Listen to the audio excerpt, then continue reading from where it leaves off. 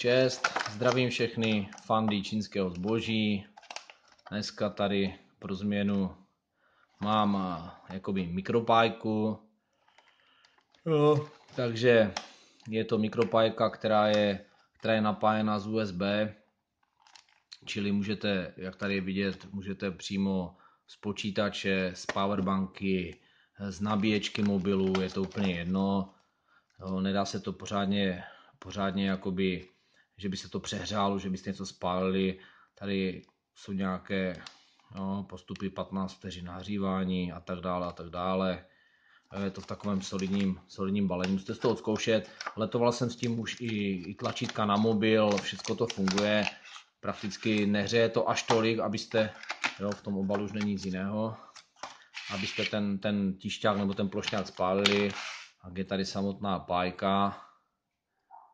Nikde se nedá prakticky nic zapnout, nic nastavit, žádná teplota. Je to prostě naplno. Tady je ten hrot.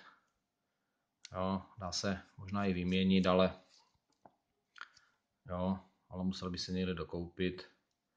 A myslím, že na takovéto domácí šmudlání oprava nějakého tlačítka nebo něco to stačí.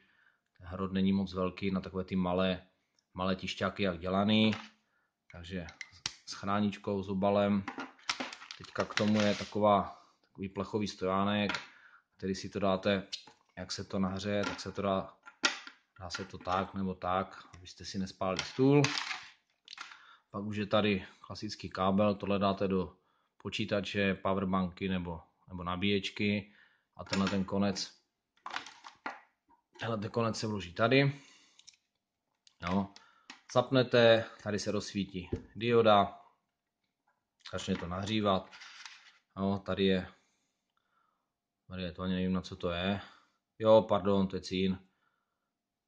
Takže to je cín, tímhle si můžete nahřát, ani jsem to neskoušel. To si dostavíte, můžete pájet. Za nějakých $5 nouzovka nebo na nějaké obyčejné lehké pájení, opravy tišťáku nebo něco, jako myslím, že úplně v pohodě, nebo cestovní nabíječka, nebo cestovní pájka, když jdete něco udělat, vezmete si powerbanku nebo nabíječku z telefonu, to tam fláknete, to se nahřeje, okamžitě to jede. Za $5 sranda, takže to asi tak k USB pájce za nějakých $5 z Gearbestu. Takže to je zatím vše. Díky a čest u dalšího videa.